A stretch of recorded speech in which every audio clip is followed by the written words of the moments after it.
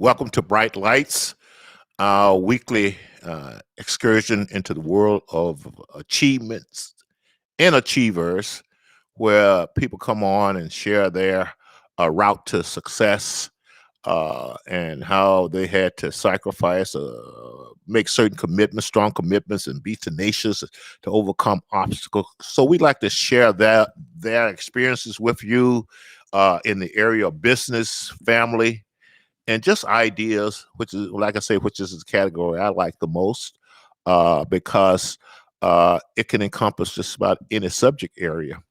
Uh, Once again, my philosophy on Bright Lights is that we don't censure people. I mean, the whole idea, I think, behind a healthy democracy is that as long as people aren't breaking the law, put their ideas and opinion out on the marketplace, and if we can't trust, and sometimes it looks like we can't, if we can't trust the ability of our people to discern facts from fiction and truth and things like that, we're in trouble anyway as a democracy.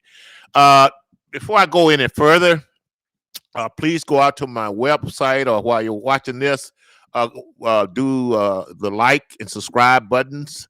Go out to my website, laceyjohnson.com, and support the podcast in any way you can, communication, financially. And so I'm just reminding you to do me that favor. This is Thanksgiving Eve, and I'm due to cook Thanksgiving dinner tomorrow. So after I leave the podcast tonight, I got this special crock pot Cornish hen recipe that I'm going to try. I'm going to do the special dressing, cornbread dressing, of course. I'm a Southerner, and don't take this the wrong way, but this is a line out of a movie. No self-respecting Southerner will eat anything but cornbread dressing on Thanksgiving. And I just ran into one of my friends here, though, and he said they gave him this great cornbread dressing recipe. He's from Minnesota, by the way, and he's been making it for the past 3 or 4 years by the gallon because he made it, and now his family and friends don't want to eat anything but that. And, we understand that. What else we got for you here this evening? Well, our guest, I guess that's one thing we should know. Our guest this evening is Mark Bishofsky, and he's going to come on, and we're going to talk about mental health and physical health and spiritual health issues. We're going to talk about some experiences as physical therapists. We're going to talk about some of the things he's doing as far as alternative medicine, I think it is, and naturopathic medicine. And hopefully he'll have something to help me with my vertebrae issues here. I don't know whether it's exercise or chiropractor or anything like that. And of course, when you start talking about health, mental health, we're going to talk about some of the theories and data and real science behind the vaccination and things like that, and which is all tied to health. So we're going to tie all that together, and hopefully you can enjoy it. And like I said in a promo earlier today to my audience, even if you're cooking turkey right now, you can listen to my podcast. We aren't doing that much visually here, and I guarantee you that if you cooking while you're listening to my podcast, that Thanksgiving dinner would taste just a little better than it normally. So anyway, that's enough of that. Let's get on with our guest tonight. Welcome to Bright Lights, Mark. How you doing? I'm doing great, Lacey. Thanks for having me. I really appreciate it. Well, hey, are you helping out with Thanksgiving dinner? Are you eating at home, or are you going to visit relatives? We're eating at home with my family of 6. We're going to do a big organic chicken. Speaking of healthy, hard to find a good organic turkey for the right money. So we're going to, my wife's a purebred Swede, so she's going to make some lefse. That's a tradition of hers. And then, sweet potatoes, regular potatoes, green beans, broccoli, cauliflower, lots of healthy stuff. And my wife will make some kind of a gluten-free, sugar-free dessert for us. Okay, so before we start the podcast, your wife is from Sweden. Where did Lutefisk originate? Which one of those? I think which is Norwegian. Cursed us with Lutefisk. Yeah, my grandma's was Norwegian, and she would eat that stuff, and you'd have to leave the room. The smell of that stuff. I've never had it, but I think it's Norwegian, but right next door, Norwegian. Okay, right. Okay. Pretty similar cultures, I believe. Okay, well, since we got started on your family here, let's go back a little further and start with your childhood and where you're from and what was your aspirations when you were young. So where are you from, Mark? Where were you born and raised at? Born and raised in La Crosse, Wisconsin. So just down the Mississippi River a ways, 2.5 hours from here. Okay. Yeah, I grew up. I'm a product of the 70s, born in 71. So yeah, born and raised in La Crosse, a beautiful town. I grew up kind of in La Crosse. It's funny. I mean, because you hear, born, you're from the other side of the tracks, that saying. And in La Crosse, there's a set of railroad tracks that on one side, you've got kind of your wealthy folk. And on the other side, you got your middle class, lower middle class. I came from that side of the tracks. Okay. My dad was a welder. My mom was a housekeeper at a hospital. So yeah, I came up from the other side of the tracks. I was the kid that wore Toughskins. Do you know what Toughskins are, Lacey? No, I don't. Toughskins are the pants you'd get from Kmart. And, okay. And so I was the kid wearing the Toughskins, and I was God gifted me with some moderate athletic ability, so I was placed on these teams like tennis, mostly wealthy kids, and so I tried to be friends with the wealthier, from the other side of the track. So it was a challenge for me growing up, being kind of the poorer kid, hanging out with the rich kids. But yeah, growing up was fun. My mom and dad were great. My dad was he's still alive, suffering with Alzheimer's. Now he doesn't even know who I am anymore, but he molded me, I think, to who I am now. He always taught me happiness first. Money doesn't matter as long as you're happy. And he lived that, yeah, to his heart. If you've got your family and a little food and some warmth, nothing else matters. I'd always get him to go, let's go on a vacation to Florida. Let's go do this. I don't need that, Mark. I don't need that. Try to go golfing at the really expensive golf courses. Like, why do that? We can go here for $10.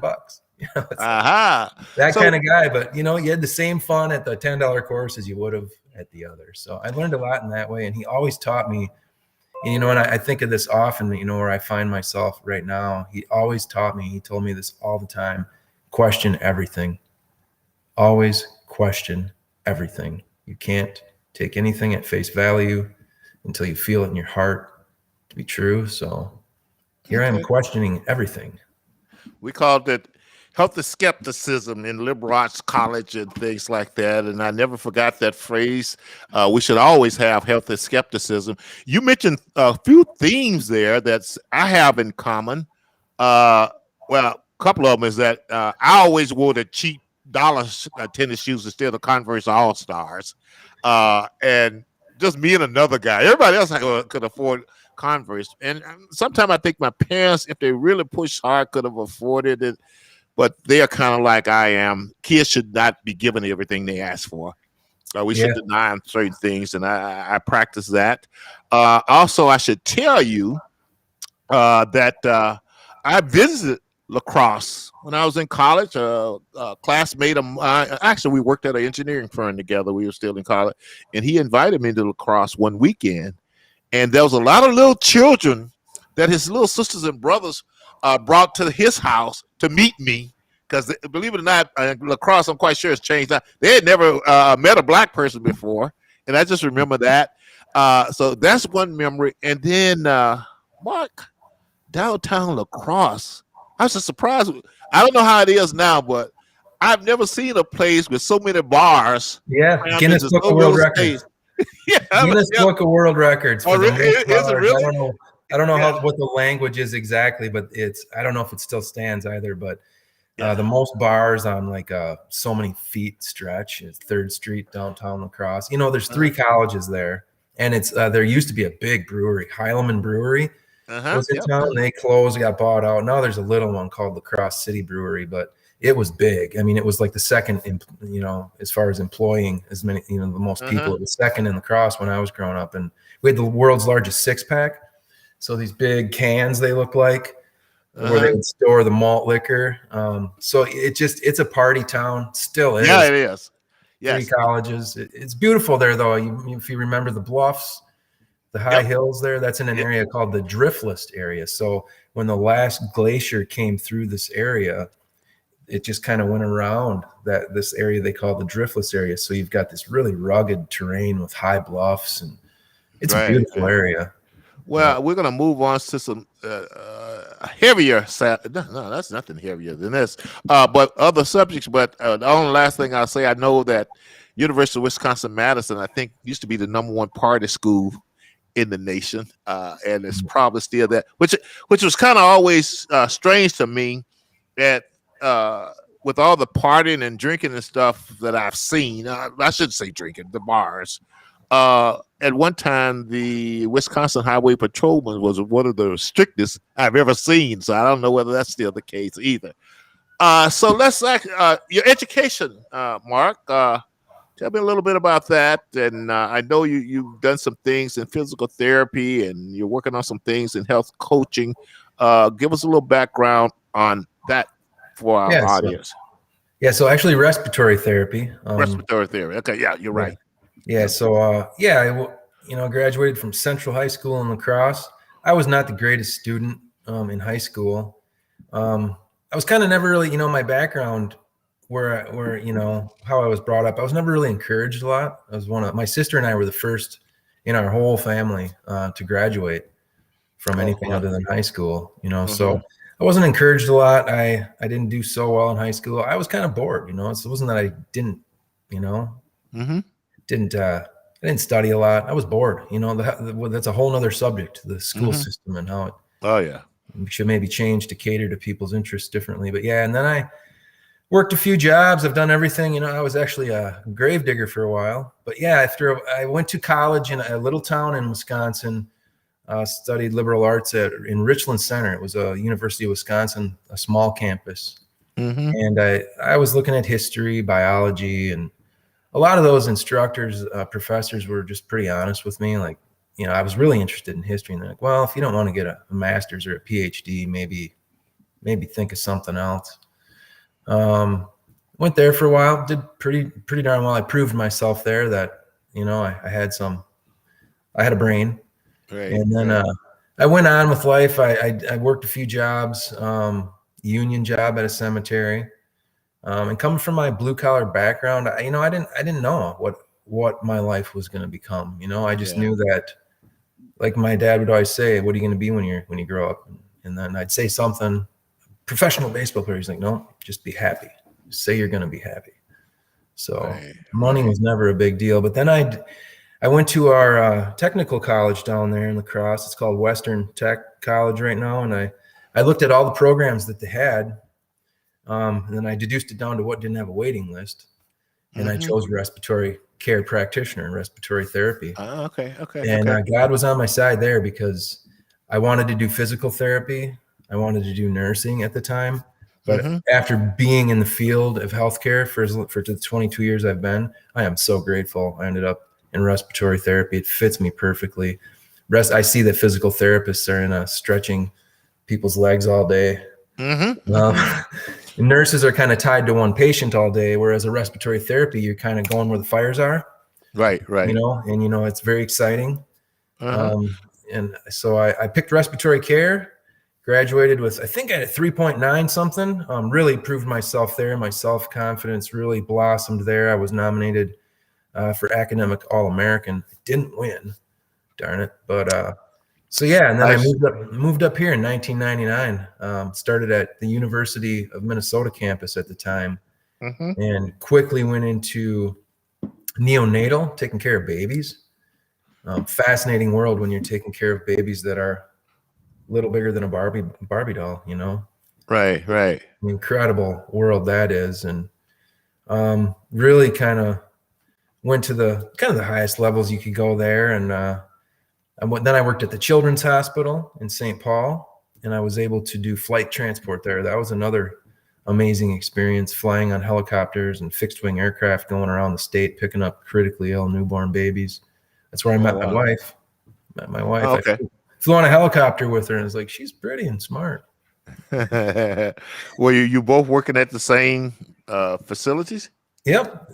St. Paul Children's Hospital. Yep. So met her there. And then we got married, moved to Stillwater, on the St. Croix River Valley. It was always a dream of hers to live in the River Valley here, and got a house. And then I got a job over here in Stillwater, and so did she. And here we are, still in Stillwater. Having the children? Yeah, so my wife has I have a stepdaughter. She's going to be 16 in February. So scary. She's starting to drive. That's scary. Scariest time for a parent. Yeah. And then I've got a 9-year-old. He'll be 10 December 7th. So he'll be 10 soon. And then 2 6-year-old boys. So 3 boys of my own, 6-year-old twin boys. And boy, okay. Ooh, it's wow. It's work, but man, it's I love it. I'm that kind of dad that kind of upsets my friends because I don't want to go fishing trips. I don't want to go to shooting league, shooting clays. I don't want to do anything. I just come home from work and I want to be with my boys all the time. I'm just addicted to them. They're just fascinating. I love them so much. I hopefully all dads are the same, but I live for my boys. Well, it's good to hear you say that because when I was working and my kids was growing up, I always made sure I set aside time. I was home at a certain time, almost always, because sometimes you got meetings, your own business trips and things like that. Make a long story short, looking back on it, I spent even more time with them. In fact, every minute I could spend with them, looking back on it, hanging out at frat functions and having happy hour and stuff with the guys at work. I would have never done that looking back on it. So yeah, thanks for that background. Let's jump into some issues here. I do know that you are concerned and have a passion for health, the area of health and healthcare. I know that both physical and mental, I think spiritual health, you talk about things like addiction and the role is playing, all these things are playing in the current environment. And so I'm just setting you up, Mark, to tell us your work in that area, what's motivating you, and any goals or objectives you have in that area, and any other thing you have to say. So tell us about all this interest and great work that you're doing in the healthcare. So I've been interested in, you could call it alternative health for 20 years. I've been reading about, you hear about trans fats and how they're bad for you. I knew that 20 years ago. So, right. That kind of thing. I'm not into acupuncture, those types of things, though I do believe those things can work too. But, in my 22 years of service in the healthcare industry, you notice that, what we have right now in this country is a $4 trillion a year symptoms management system, symptom suppression. These people come in, they come in many times when it's just too late. Right. And I don't believe that there's enough awareness around right now. I mean, look, we're the sickest country in the world. We are the sickest country in the world, and by far, $4 trillion a year. And we have 240,000 people in this country that are either overweight or obese. We have 130 million that have diabetes or prediabetes. That's nearly half the country. Yeah. We have 25 to 50 million, depends on how you look at the numbers, of people with autoimmune diseases. And these are relatively new. I mean, people, we're sick. We're sick. 70% of our country is on at least one pharmaceutical medication. And, I've been watching this happen for 22 years, taking care of myself. the best I can. And full disclosure, I'm no longer a respiratory therapist. That's a long story, having to do with the current environment and mandates. But so I followed my passion. One door closes and sometimes many more and maybe better ones open. Right. And in this grassroots movement I've been kind of the leader of, I've met so many amazing people. One of them being Dr. Matt Scott. Hope you're listening, Dr. Matt. But he's a coach. He's a chiropractor, but he teaches functional medicine. So I've been in his program learning the real fine details of how to actually get somebody healthy. Right. And what I'm finding is physical health of the body affects the mind. We're so interconnected. And being ill, I don't want to get into too great a detail, but they discovered in 2010, it's really just kind of on the forefront of this frontier right now, but the gut biome, maybe you've heard of it. Yeah, I have. So for every one cell you have in your body that's a human cell, you've got 5 to 10 times as many bacteria. Yep. And those bacteria, we're in a symbiotic relationship with these bugs. And you've maybe heard your gut, you got a gut feeling, your gut's your second brain. If you're not healthy, maybe a lot of us don't even know what it's like to not have a cloudy head, Right. It's like, I don't know how healthy, even healthy people are.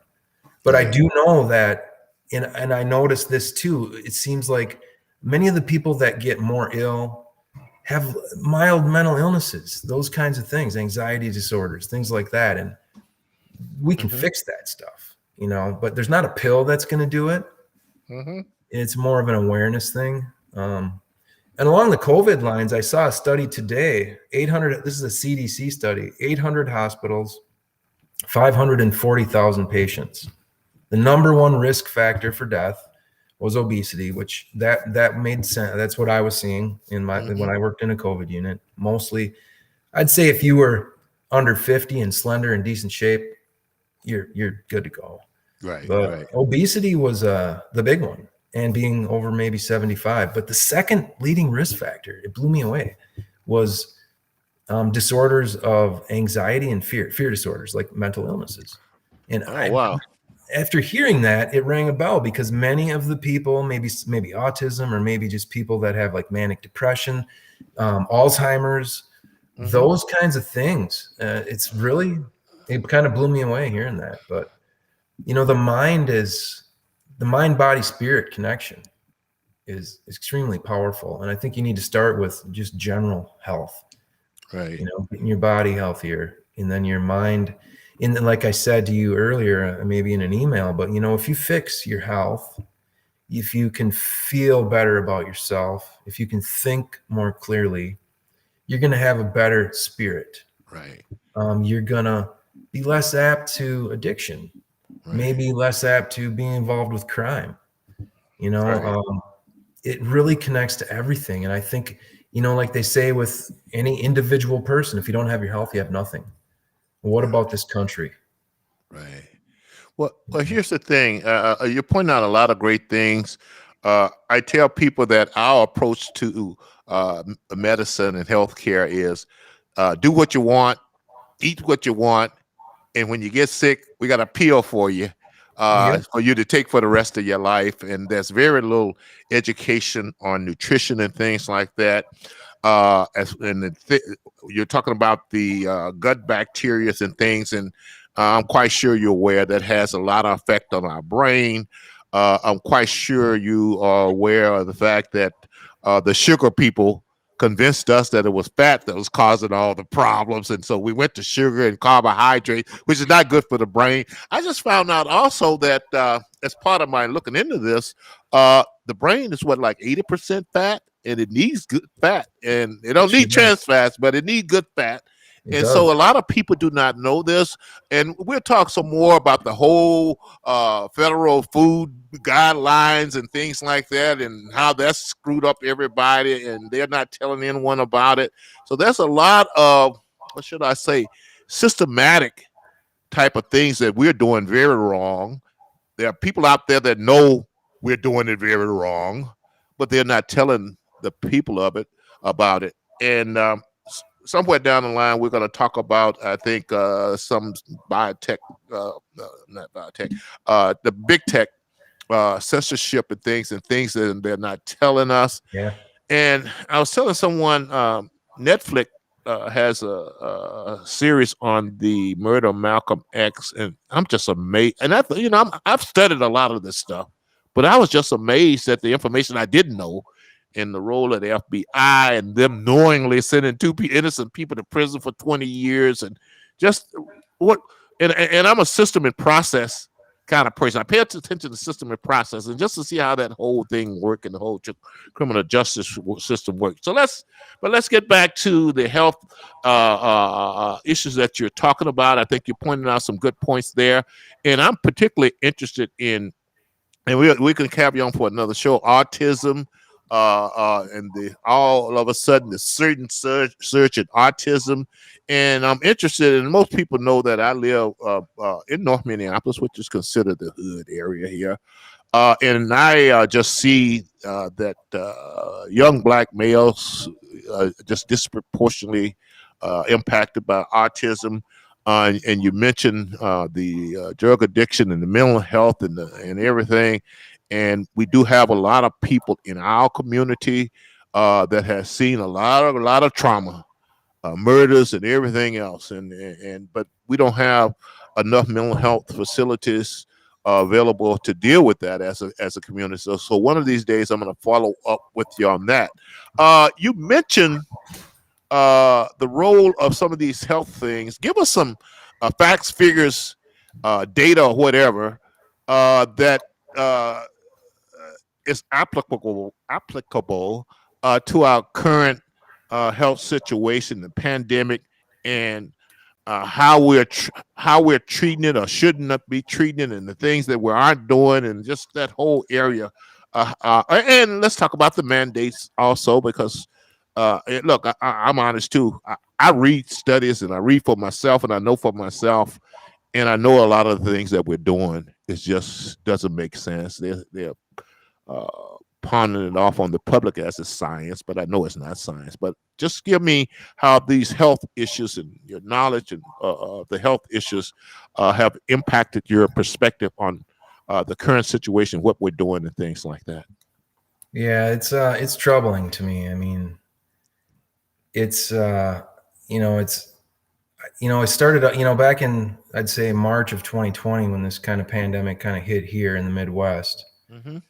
I had a million questions, and like it goes back to my dad, always ask questions, never take anything at face value.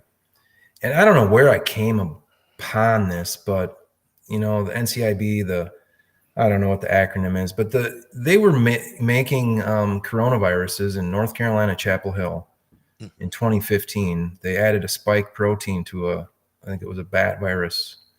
And they were amazed. It says right in the paper, you can Google it. If you Google North Carolina, Chapel Hill 2015 coronavirus study, you can see it. And they were amazed at how infectious it was to human lung tissue.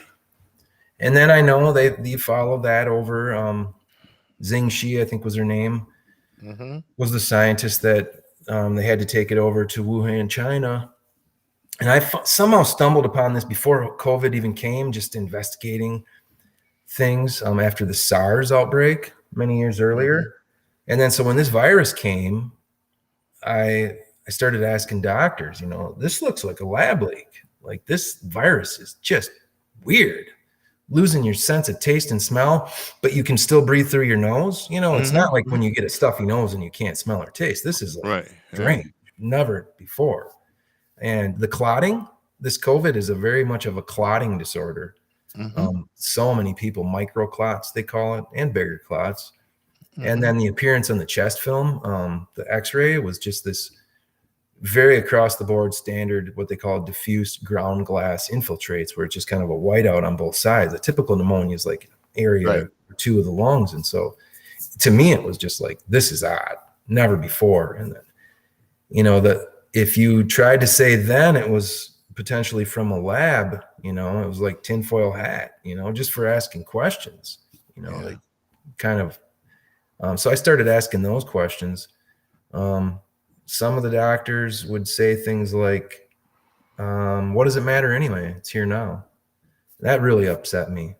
That was a groupthink from the mainstream media, because it matters. It's probably the most disruptive event in modern human history. And to find out where it came from is essential. We have to know so that it doesn't happen again. Right. You know, right. So, you know, it's go ahead. I'm sorry. Just so that, you know, I've been asking questions all along, and so I worked in a COVID unit from the start, you know, without proper personal protective equipment, you know, without a vaccine then. And it was sad, you know, a lot of the things that are happening. And I think, you know, I don't even want to be partisan here. I think just the worst part about the whole thing, I think, is the separation of the elderly folks. I held, this is not an exaggeration, probably 10, 12 hands as they took their last breaths. Ooh. Because they couldn't have family members there to be there for them when they died. Yeah. That'll take a toll on you, Lacey. That's some of the hardest things I've ever done in my life. Trying to be, trying to give them that human connection as they're fading from this world to meet their maker. Right. So I was just, you know, I was very upset about all of it. Right. And not even from a partisan standpoint. I didn't know what was happening. Right. You know, I didn't know what was happening. And then you got you know, these medications that apparently were working that we were not allowed to try. All those things disappointed me greatly. You know, it's well, you know, go ahead. I'm sorry. It seems like the doctors I worked with, I had a great relationship with them for 10 years at this hospital I was working at. It kind of fell apart through all this from me asking all these questions, because I don't think they wanted to answer those questions, because they're hard questions. And I think it was a protocol they had to follow for whatever reason. But, you know, it was like, do the same thing over and over and over and over, and they die over and over and over and over without trying other interventions. It blew my mind. Right. So, I understand. Well, first of all, and I'll get to my punchline shortly. I'm just I try to be a voracious reader, and I'm just curious and interested in everything. And when it first came out, I have questions. You know, if as long as there are loose ends and things that's missing, I figure I don't have the truth. So I just keep digging. And what a lot of people don't know, that very early in the process, they had disregarded this whole theory about it started in the wet market from some kind of animal I never heard of. But there was a study very early in the process that said that animal was not even in the wet market that day, in that time frame.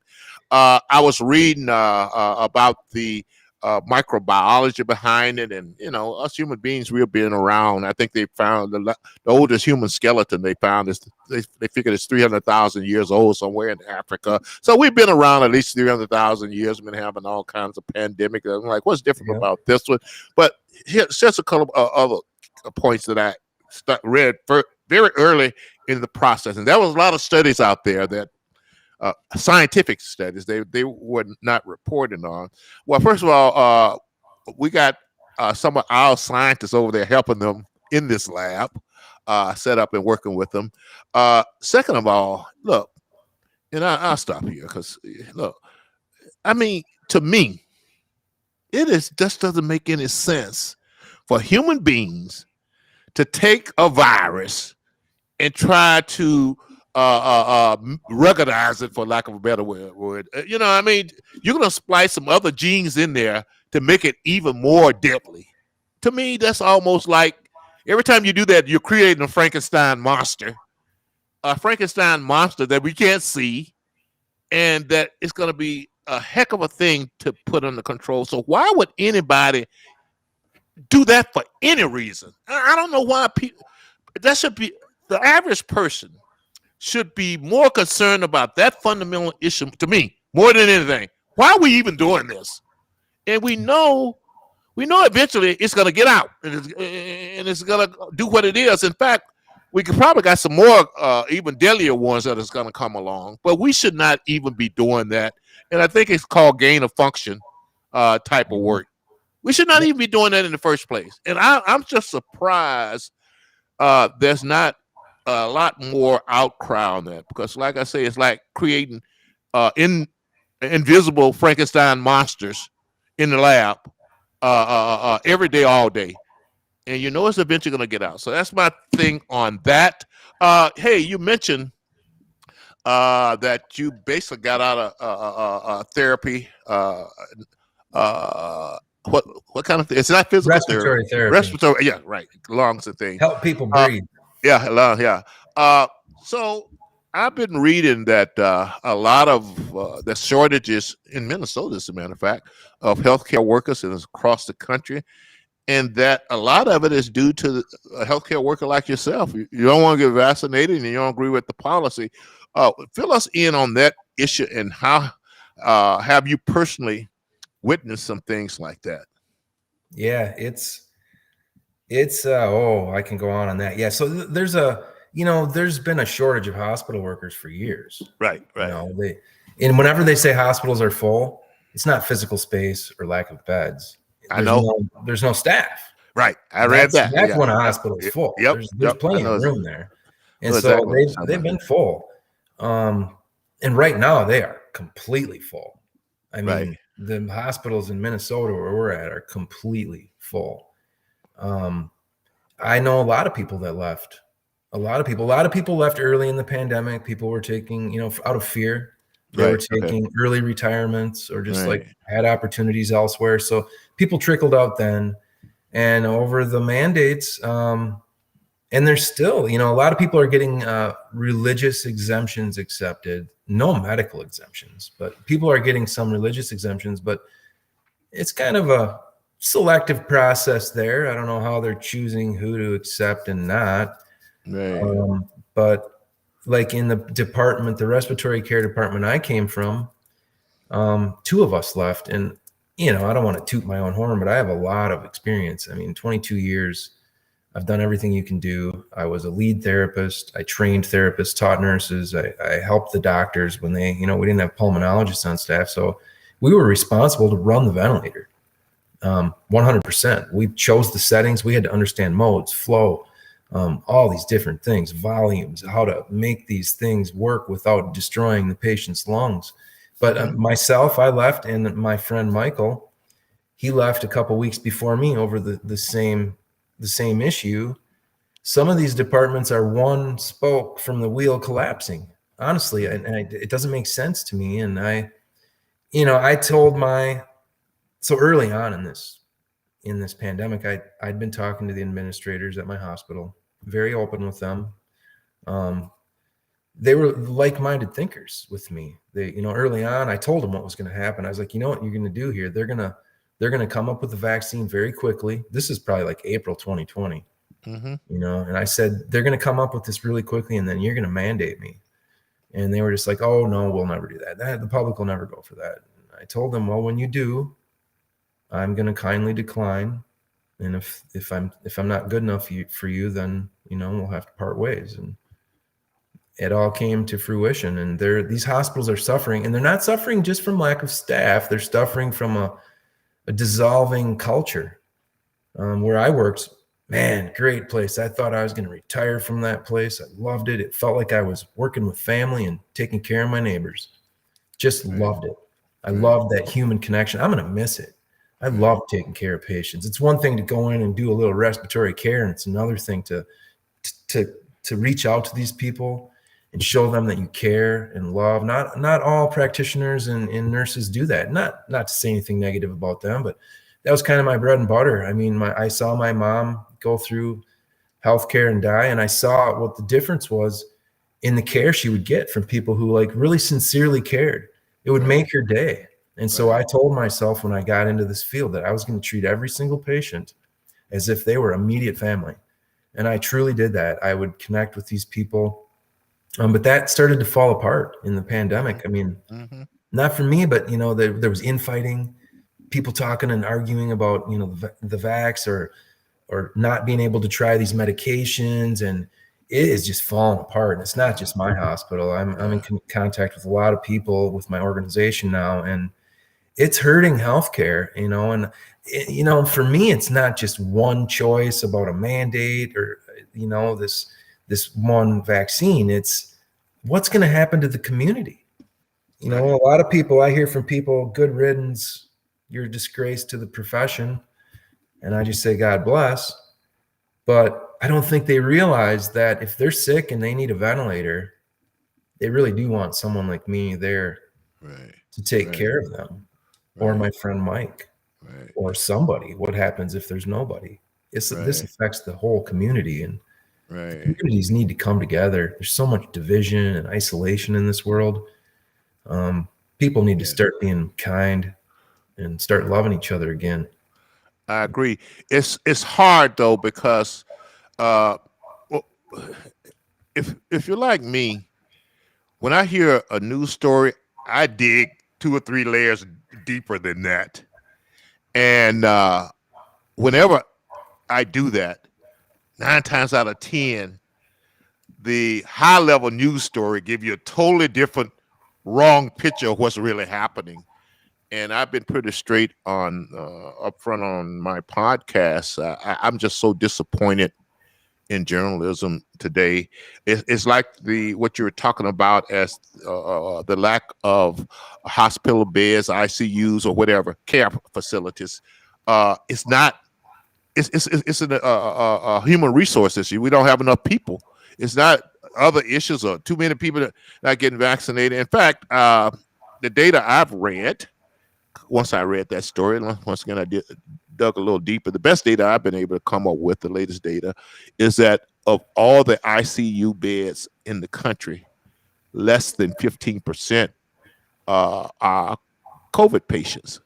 And when I read the stories, you think COVID patients are overwhelming the system. You would think that it did not have to do with the fact that they don't have enough employees. I mean, it just gives you a totally wrong impression. So that's just one area that I'm referring to. So how do you see, and you mentioned that you talked to your friend and you had a prediction about what's going to happen. How do you see us going forward from here? Given, and this is when I say to people, and I try to be logical in my approach to things. I've always tried to be, look, the virus isn't going away. We're going to always have variants. Does that mean we're going to have to walk around with these mandates and restrictions for the rest from now until eternity, as long as there's human beings? So I'm trying to talk about how all this stuff is going to end. So tell me, what do you see in the future as far as how they prescribe that we deal with this, and any type of other issues that you might see over the horizon? Yeah, I think, personally, I think it's going to get worse before it gets better. I don't know how this, there's a certain faction of our government and population that, wants to lock us down, separate us, isolate us. I don't think that's the answer. If you look at states that were locked down and fully masked versus states that were wide open, there's really no difference. I know how viruses work. I was a mask fit tester for 10 years. I tested. I happened to test some cotton masks and some surgical masks. They don't stop viral particles. Yeah, they just simply don't. I mean, if you look at every single study pre-COVID, you'll see that. I don't know what's happening to the media. I don't know why that's being reported. I don't have the answer there, but I think it goes back to my original story. We need to get healthier. I got COVID 5 weeks ago. I used, I did do some ivermectin. I wish I hadn't, honestly, because I truly believe now that these wormwood, turmeric, echinacea, astragalus, there's a mushroom called chaga that every study you see is the most antiviral thing you can find. There's things we can do naturally, but I was healthy before it. Right. If you're a healthy person and you're not over 70, your chances are you're more likely to get struck by lightning than succumb to COVID. Honestly, it's like we need to be healthier. That's the fix here, because it's not going away. Right. And to be submitting our children to this, I don't know. And I'm for freedom. Right, if someone right. thinks they've done their research and they want to, vaccinate their children, that's your choice. But to me, it doesn't make sense because they know that these kids, because the data will show that a young man, especially, is at much higher risk of getting myocarditis from the vax than he is of even being hospitalized of COVID. It's somewhere between 4 and 20 times greater chance to get this myocarditis. And I talk to people who are for it, and they're like, well, it's to protect the older people. Well, isn't that like a terrorist takes the wife and the kid and puts them in front of to protect? Are we going to sacrifice our children to protect older people? I don't think any older people would really agree to that if they looked at the numbers. Right, right. It's confusing. I don't know where we're going here. Yeah, yeah. But if we really follow the studies, and I'm not going to get into it too much. I mean, there were studies in Southern California, USC, Santa Clara, very early on in the process that dealt with the numbers, real numbers versus this formula that they came up with that we choose that was unreliable. But here's my thing, Mark. Unless we stop this gain of function type of activities, it's something worse than COVID is going to come out of this thing. You got that right. And so to me, and I'm a root cause kind of guy, and I like to get to the bottom of things. And the number one thing, number one issue to me was we were doing this work in the first place. And as I look towards the future, this gain of function work, and as I look towards the future, as long as we continue this gain of function work in these labs, something worse is going to get out. And it just scares me. I mean, I don't know why we aren't talking about this. That, to me, that's probably is the main issue that came out of here. Why are we taking relatively harmless viruses and basically splicing genes to make them capable of killing the whole human race? It just doesn't make it, and nobody's talking about that from that angle. They're not. Yeah. They call it biodefense. I've read about it. Their explanation is, well, just in case our enemy, comes up with this too, we have to find a way to fight it. And then there's these people that think it's a bioweapon. Is it biodefense? Is it bioweapon? I don't know. I grew up, I don't understand any of it. I don't understand bioweapon or biodefense.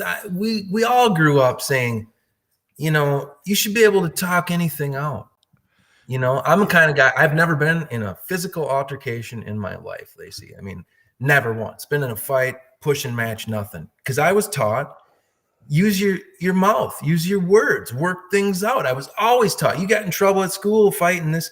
Why is it that we allow the governments of the world to blow each other up and build crazy viruses that are going to take out the population? Like, I don't get it. You're right. And that should be the number one conversation going on right now. Like, what the heck happened? Where'd it come from? Right. Stop what you're doing so that it never happens again. Yeah. And the sad part of that, some of our taxpayer funding, for U.S. taxpayer funding, is supporting this effort. So once again, we'll follow up on that subject later on too. Let's talk a little bit about, in the time we have left, about your website, which I saw, stopthemandatemn.org. Is this related to the Constitution and the Bill of Rights? I'm assuming some kind of thing. I know when you're dealing with politics, it's mainly about power. But tell us a little bit about your nonprofit called stopthemandatemn.org. So stopthemandatemn.org is so yeah, I'm an ordinary guy, Lacey, just a dad, just wanting to be with my kids. And then come this past August, when the mandate for the vaccine came across my computer at work, I got fairly upset, for lack of better words. And I decided I want to do something here for freedom, medical autonomy, and again, freedom. If you want the vaccine, go ahead. But I worked through this thing. I held people's hands when they're dying without even wearing a mask that was correctly fitting. Like, I was early on, I didn't know how lethal this thing was. I didn't know if it was 10, 20% fatality rate. So I'm in these rooms being a human. I made my decision. I'm going to risk my life so that this man does not have to die alone. And I did it without a vaccine. I'm at risk medically. I've been vaccine injured. One of my children was. So I don't know if it's a genetic thing. And my kids are vaccinated. I'm not an anti-vaxxer by any means. And so I got upset. Like, they weren't going to give me a medical exemption. And I was like, are you kidding me? You're going to walk me out this door if I don't submit to this thing that I consider to be at this point still somewhat experimental? So I got upset. And I didn't see anyone else doing any kind of like awareness outreach. So I decided, well, I'm going to try this. Have never been a public speaker or community organizer in my life. And 3 months down the road, I've had 2 big rallies at the state capitol with thousands of people. I talked to famous people like you. I've been on NBC Nightly News with Lester Holt. The people in the Capitol, for better or worse, know who I am because I've been asking them what they're going to do for us people. You know, I'm a hard worker. I've got a family. I've worked hard. I deserve to pursue happiness and not, you know, in my opinion, but, you know, everyone's got their opinion here, but I wanted to find people that thought like me and have a grassroots movement that would show our voice. Right. And it grew. It outside the realm of my, you know, my vision. Even it's. I never thought I'd be here. And I'm at the point where people are asking me to run for office, and never in my life did I ever think those would be, you know. But God works in mysterious ways, you know. It's and early on, Dr. Scott Jensen told me, because I called him about day 4 of this. I had a rally after 4 days of deciding this, 700 people in my small little town, probably the biggest one to date in the cities at that time. I called Dr. Scott Jensen, and he mentioned me, Esther 4:14. Who knows but that you were chosen for your royal position for such a time as this. And I literally felt like I didn't sleep for a month. I swear. I was on the phone trying to get websites built, talking to people, reaching out to other organizations, getting advice from people. And I felt like I was lifted and carried through the whole thing. And I find myself here, and my faith has grown enormously through this, you know, prayer, just asking for guidance and courage and wisdom. It's been an amazing, unfortunate journey, though, Lacey. Like, not anything I ever wanted to do. You know, I'm uncomfortable when I'm up there on the steps of the Capitol. I'm shaking.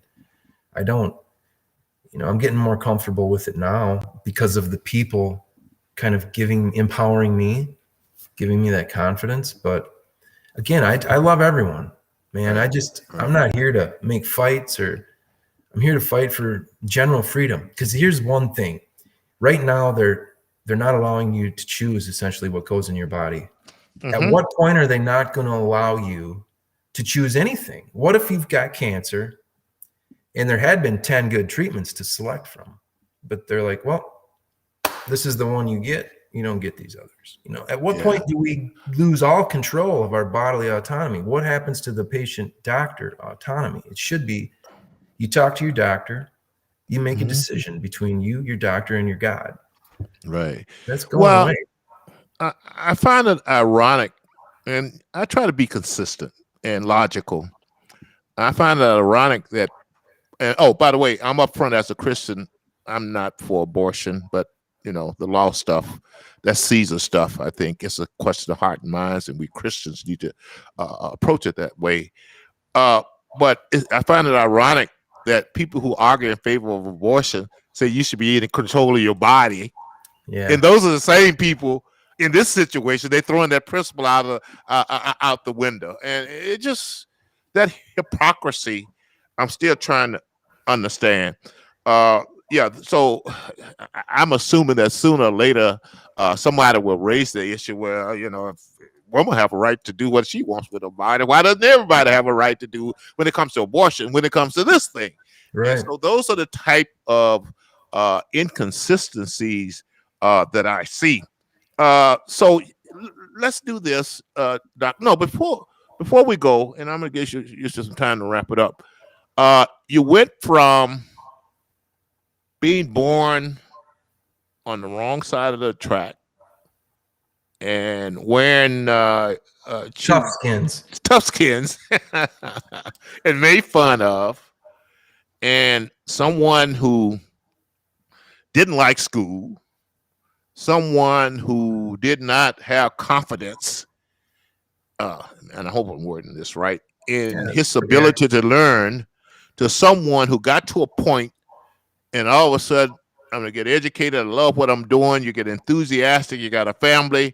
What were some of the obstacles or challenges that you, give me a top 2 or 3 obstacles and challenges that you had to overcome to get from being born on the wrong side of the track to where you are today, where you're sitting here talking to me, quote unquote, famous person. And by the way, I don't look at myself as that at all. In fact, every time someone reminds me or look at me that way, it's kind of throw me off. And to be honest, it's kind of uncomfortable with it because, you know, I'm a back behind the scenes person. I just like getting problems solved. That's the only reason I'm out here, is that I want to see results and get problems solved. And God knows we got a lot of problems that's been going on in the Black community for 40 or 50 years. And that's the only reason I'm out here today, basically.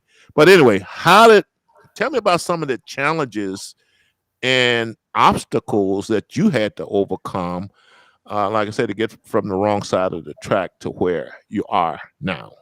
Yeah, I'd say, you kind of hit them there. It's like, I had to battle with being the poor kid and trying to, dreaming of Air Jordans and wearing the Kmart shoes. And, right. You can't, I don't know if it was a lack of self-esteem or what, but it probably was, I had to overcome that. Like I didn't do great in high school. I didn't know that, not that I'm extremely intelligent, but I didn't know. I thought maybe, are you dumb? I didn't know. Like, when you don't apply yourself, I didn't know. So that was a big one for me. And then when I first went to college and started getting straight A's, when I applied myself, finding myself, finding myself was the big thing, because my parents were fantastic.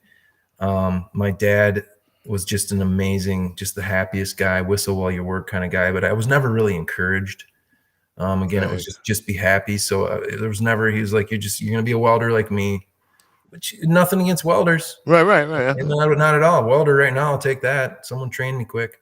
Right. But, those were probably the big ones. In my family, a lot of, not my immediate family necessarily, but a lot of addiction issues.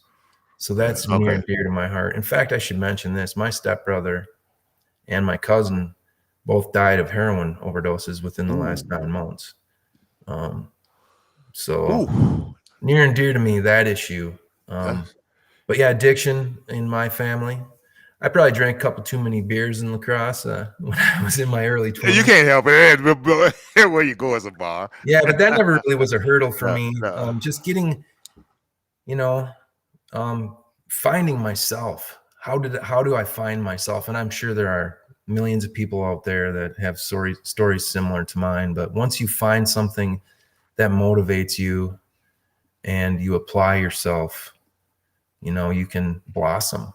And so thanks for that, because as I often say, I think everyone can be whatever they want in life. And one of my missions and goals is to get people who think they cannot achieve to understand you can achieve. In fact, by the way, condolences for your family member who died of the overdose. And that's a whole different story too. We talked earlier in the podcast about pills for everything and people, how the whole pharmaceutical industry work and the impact it has on our healthcare system. So that's another issue also. But it sounds like to me that I picked up on a couple of themes. One is the work ethics, and two, maybe one and two reverse that, the influence of your father as far as giving you guidance and and things like that, and perhaps even planted the seeds and gave you some fundamentals that came to fruition when you did discover yourself and your purpose in life. But how important was having a father in the home? Tremendous. I can't even imagine. I remember to this, I just explained to my 9-year-old, I remember I was 7 years old. I went in his bedroom, he left for work, and I started bawling. I just didn't want him to ever leave me, just having my dad around. Yeah. Just, it's sad. And he's, again, he's, suffering with Alzheimer's now. He doesn't even know who I am. So that's another big thing in my life right now. But he made me who I am, even though he didn't give me a lot of encouragement as far as, go to college, you can do anything you want. Me being able to focus on being happy first allowed me to find myself. Okay. And then flourish, Yeah. I tell everybody, I grew up with my dad in the home too. And like you, I can't imagine him not being there and what life would be like and how it would have impacted my life. And so, and people know I'm a proponent of wherever we can and whenever it makes sense, 2-parent homes. I think that makes a very big difference. I think we kind of poo-poo that nowadays. So what I like to do on my show, Mark, is ask my guest, because I'm not the most thoughtful host. No, I'm not the perfect host. Let's put it that way. Is there an issue that you wanted to talk about that I wasn't prescient enough? I think that's a word. Thoughtful enough to ask about? You got anything like that for us? No, I think we kind of touched on everything. We were going to talk about education and the lack of civics and. Oh yeah, well, that's a big. So I'm homeschooling my kids right now. Yeah, I told and that was over the masks. My kid didn't want to wear a mask. It scared him, and he couldn't breathe very well, and that's a whole other topic. But so I'm homeschooling, and it's amazing. And now I'm really, after that, I really dug into what's going on in the school system, and I don't like it. I don't like some of it. There's, I don't want to get too partisan, but I think people listening to the show probably know what I'm talking about. But I'll tell you this: more people should homeschool if you've got. Well, if it's any consolation to you, whenever I talk about education, I don't like the school system either. There's an achievement gap out there. I've been upfront. I don't think educators are ever going to solve it, and I hope they prove me wrong. I've been upfront about my being anti-CRT, that I think this whole critical race theory thing is just a bunch of silliness. So I just been upfront about that. But we'll chat again. I'll have you on again and talk about the whole Constitution and civics and the Bill of Rights and education. The fact, they stopped teaching civics. Yeah, and in fact, I heard a recent district court judge, said that she had asked very smart people in Silicon Valley about judgeships and the independence of the judiciary, and she said she was amazed that these supposedly educated and somewhat rich folks didn't have the slightest idea of what she was talking about. And I think that's one of the dangers in our country, because the way I put it, it's hard to complain about losing your rights that you don't even know you have and that you're not even taught about. And I just am appreciative of my 8th grade civics teacher, the late Mr. Dickey, who really taught us civics and the background and logic behind the laws and the Constitution. And he had a saying too, and respect for the law. As a matter of fact, ignorance of the law is no excuse for violating it. And I always like that. And you have to understand, in a lot of cases, we knew, whether we liked the law or not, we knew to violate the law was inconsistent with us meeting our goals in life. So I'm going to end it there.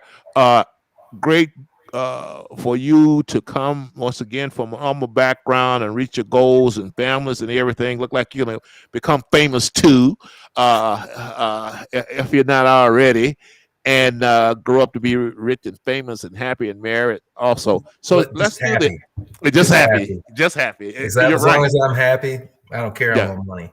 Yeah, and I tell everybody, look, when I grew up, we had God. I had great parents, great people in my life, great food, and great music.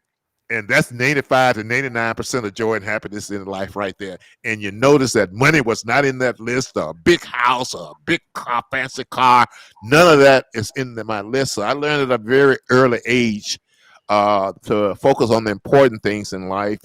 And like you, I recently had a sister passed away, and they started off the service with Hold to God's Unchanging Hand. And I just remember hearing that song for the first time when I was about 10 years old or so. And I just remember the verse, build your hopes on things eternal. And that has been a guide in my life. And I know we're living in a world where people judge people by how much money they got, how much fame they have, how big their house is, and all that, to me, silliness. But I was just blessed that I didn't have that. So leave us with a good, positive message, Mark, before you and I. Wait a minute. Hold on a second. You never did tell me whether or not you're going to be help cooking Thanksgiving dinner. I'm going to be helping cook. I don't know. I'll probably handle the chicken. Oh, yes. Okay. Good. And my wife will handle she makes the best healthy desserts. I mean, they're healthy. Like, you can eat them, and you can eat a lot of it, because it's like, gluten-free and sugar-free and just good fats, none of the bad fats. So we'll eat a lot of that. My wife's an amazing cook too. So we'll work together. She'll make the lefse, and I look forward to that once a year. I love that stuff. So yeah. Okay. Well, I'm sorry. Go ahead. Yeah. It's been a pleasure, Lacey. I know a couple people that know you, and they told me you were a great person. And when I met you at the steps of the Capitol there, I could feel it. Like, my dad told me, you'll feel it. Yeah. Like, you got to ask questions, but he's like, you'll feel it. You can't trust everyone, but you'll feel it. So I feel it with you, Lacey. Yeah.